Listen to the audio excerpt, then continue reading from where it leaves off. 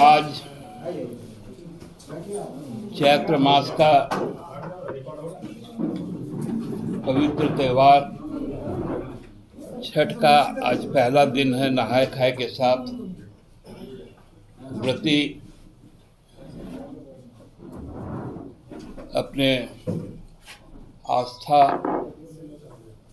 अपने विश्वास को पूर्ण पवित्रता के साथ आज से उनका दिन शुरुआत होगा।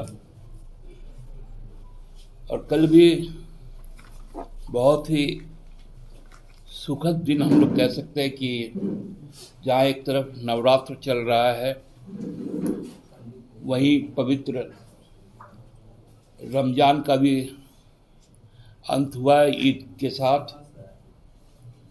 साथ साथ हमारी जो विशिष्ट पहचान है, जो हमारी आस्था है प्रकृति में,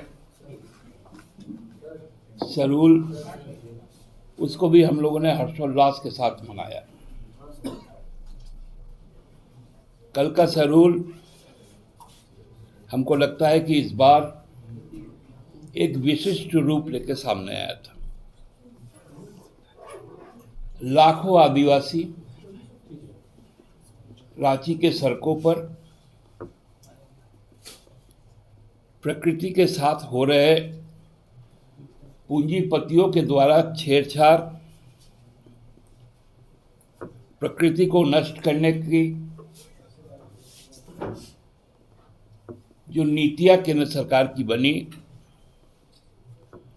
उस पर अपना आक्रोश और अपना व्यथा दोनों व्यक्ति को खत्म करने के लिए जो कानून पारित किए गए कोल बियरिंग एक्ट के तहत, उसके खिलाफ एक रोष था। हम लोगों ने देखा पिछले दिनों सुप्रीम कोर्ट ने जो छत्तीसगढ़ सरकार नीति के बारे में जो भ्रम फैलाया गया, उसके खिलाफ अपना राय दिया, लेकिन उसके पहले ही खेला हो गया। जो चेतना है कि यदि इस देश में हिंदू धर्म है, इस्लाम है, ईसाई है, सिख है, बौद्ध है, पारसी है, तो फिर आदिवासी धर्म कहाँ गया? आदिवासी धर्म कोड,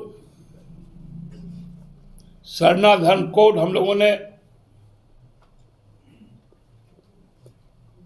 विधानसभा से ध्वनि मत से पारित करवाकर, या हम कहें समग्र समर्थन से, हम लोगों ने राजभवन भेजा। केंद्र सरकार की ऐसी कौन सी चाहत है, आदिवासियों के खिलाफ कैसी सोच है कि वो विधेयक को लौटा दिया जाता है? पास था भाजपा को बताना चाहिए कि आदिवासी धर्म कोड कब होगा। पहले महाराष्ट्र के आर्य जंगल को समाप्त करें, यहां पर सारंगा पर नजर। छत्तीसगढ़ में आखिर जाएंगे कहां लोग?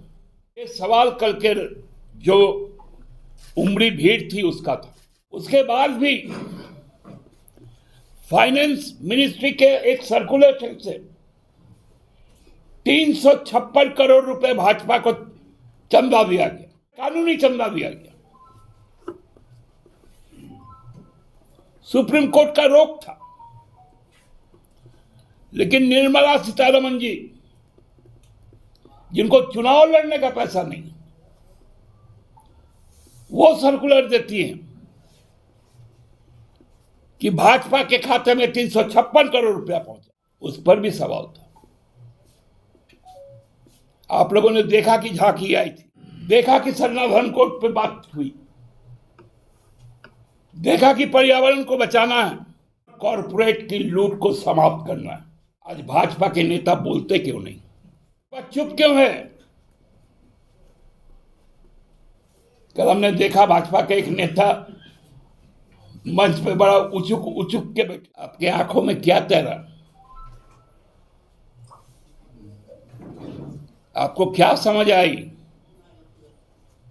आज ये स्पष्ट होना चाहिए। भाजपा से लोग अब खाली एक ही चीज होने लगा, अरे सनातन विरोधी लोगों का जमावड़ा होगा 21 तारीख को। जाइए, वहां सरना धर्म कोड वाले आ रहे हैं और सही सनातनी आ रहे हैं, क्योंकि सनातन धर्म में जो कर्मकांड है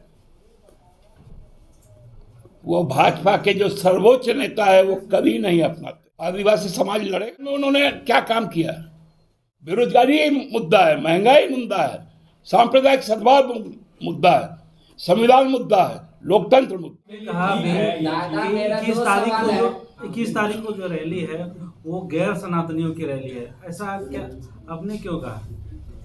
कौन? आपने अभी कहा कि आप सुनने में गलती की है, सुधार लीजिए, मेरा रिकॉर्डिंग सुनिए। सनातन को मलेरिया और डेंगू बोलने वाले भी उस रैली में आ रहे हैं। क्या जो 21 की रैली है के बारे में आप कह रहे हैं?